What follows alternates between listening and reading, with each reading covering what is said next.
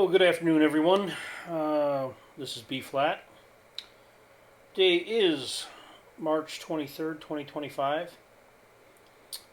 We are going over some points of the research that I've been doing for the last week.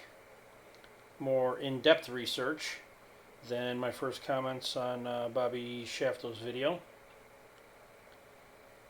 And just to point out the depth of the research that I've done, despite FE peer review's description of my inadequate research, actually there's really no sense in releasing research until you've finished it. But as I'm being forced into this, I will bring you up to speed where I'm at this point. Currently we are looking at the assistant keeper's quarters. This is the assistant keeper's quarters for Robbins Point Lighthouse. What I've done in Google Maps is I've gone from Bobby Shafto's position of filming. He's covered this in other videos exactly where he's at. That is where he is at. And I've just stretched a measurement line back over to this area, which again is Point Robbins Lighthouse. Then you have the head keeper's quarters and you have the assistant keeper's quarters. Now from this line, which I can stretch to either side, we can realize that the main keeper's quarters is not going to be visible. It'll be fully obstructed. We will catch to the edge of the assistant keeper's quarters the shed structure that's off to the left. And what I will show you now is some points from Street Viewer. Come on now. I have to raise this up a bit.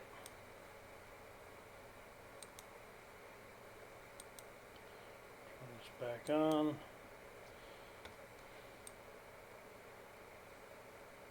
This position is taken just in front of the shed structure. I would suggest this is the shed structure here. There's something in front of the windows. It might be this bench. From the distance, probably be about right. And we can now focus on the building. As we can see, we have windows match. We've got a second window here. We've got the upper and the two lower. And we are seeing that. We have the bench sitting out front.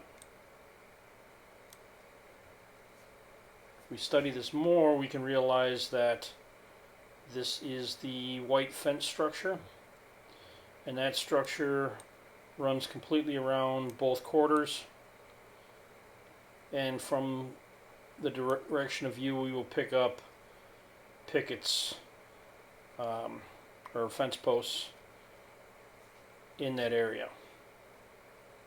Now this is the most I've been able to zoom into this. I took a screenshot from Bobby Shafto's video and then brought that in to whatever program this is and zoomed in to the best of my ability there. But let's also take a look at some other interesting views around this area. If we go beyond the houses into just a view from the beach, we can see where the driftwood is stacking up. Creates a white band on the shoreline.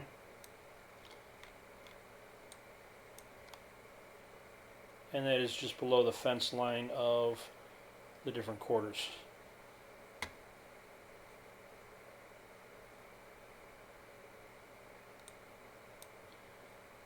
So what are we seeing over in this image?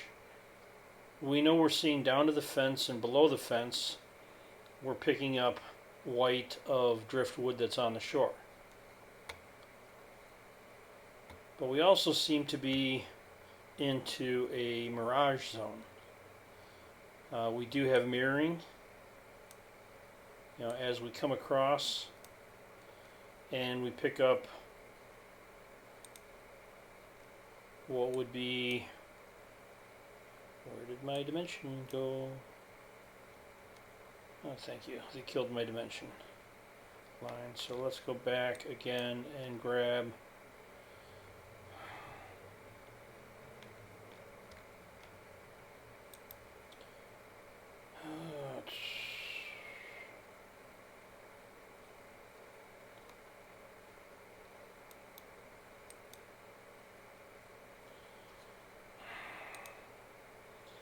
excuse my fumbling here.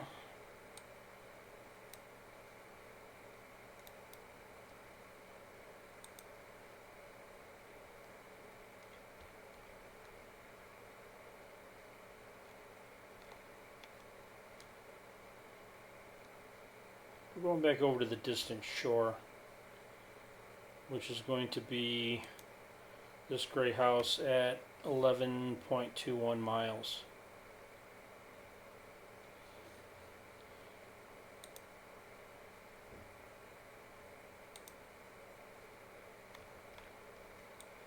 And if we move back over into this large screenshot, we do see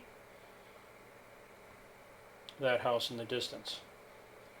But what you also have to realize is we're starting to see the fold line of a mirage of that which is in the distance. And there's many examples that we can bring up where a mirage will absolutely obstruct everything that is below that mirroring line, even into representing the water surface in front of it as being obstructive to objects in the distance. While we're here, and we will go back to the map in a second, we can take a look at the TOTE. And the area in question was going to be this little bit of splash coming off the bow. There's actually 2 portholes on the bow, and this I originally mistook for water being pumped from a front ballast tank. When this ship, which has slowed down to make this 90-degree corner, once it clears the corner, it resumes speed, and the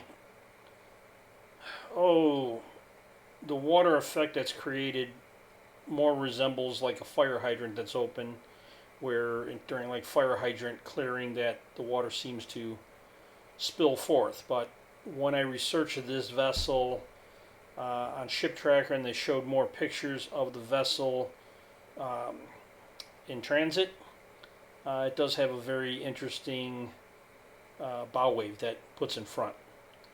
And when I had the close-up view from Bobby Shafto's video where it crossed in front of where he was filming, the vessel had obviously slowed again. It had made another 90-degree corner, and it was moving at slow speed coming into port.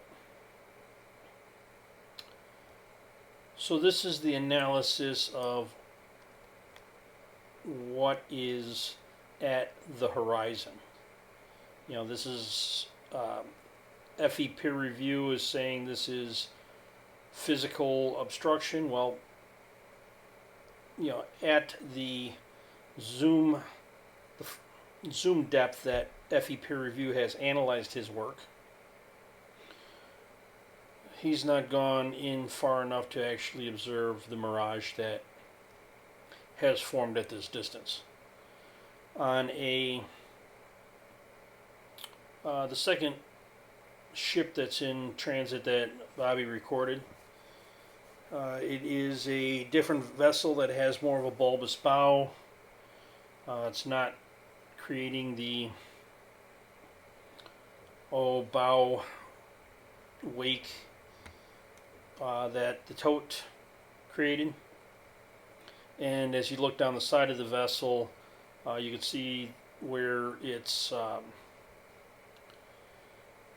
insignia on the side, its labeling, is in the middle of a significant um,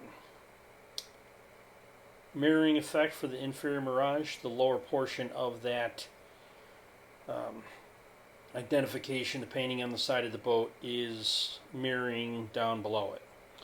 So this channel here, this body of water, does have the ability to produce refraction at the surface of varying heights that will affect what you can and cannot see all the way across to the opposite shore. And I would say at this point in time, this particular observation had minimal refraction, and refraction builds with distance.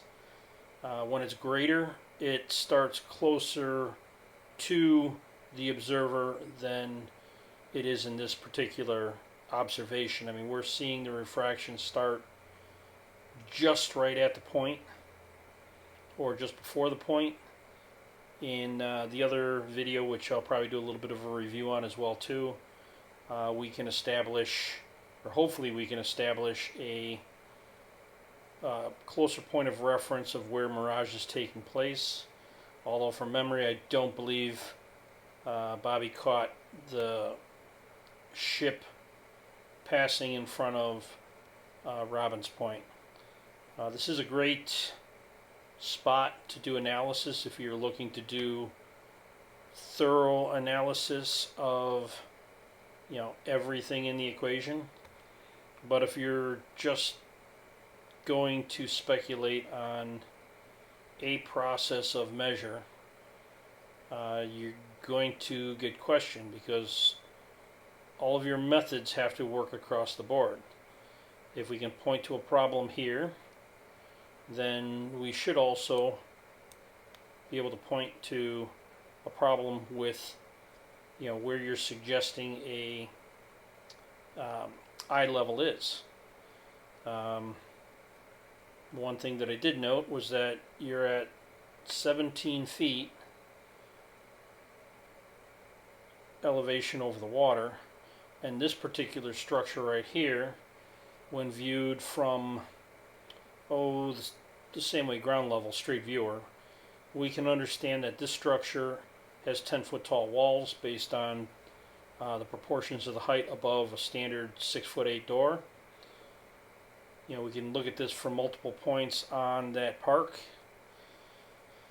We can establish that this area right across here is an 8-foot tall fence around the lighthouse itself. This block underneath is about 3 foot tall. That's by counting the stairs. But if this is 10 foot tall, this is more than 10 foot tall down to the water line. And if you're placing your eye level up here, you're 24 feet and you're 17 back at your observation point.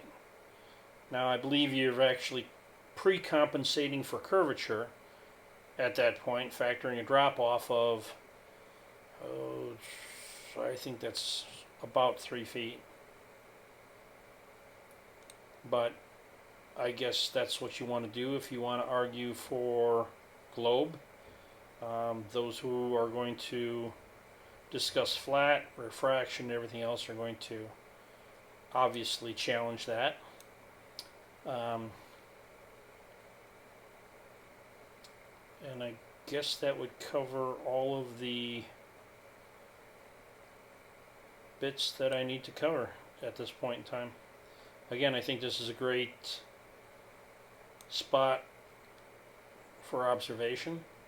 You know, the camera obviously was adequate enough to, you know, capture the detail at this distance. I guess I mean, I have had to go in and take a screenshot and then zoom in beyond what was originally presented. So it is a lot more work for people who really want to study and understand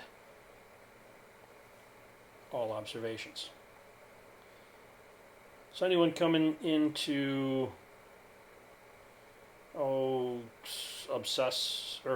assess about what I do or don't do, there's a more extensive thought process to research and convey.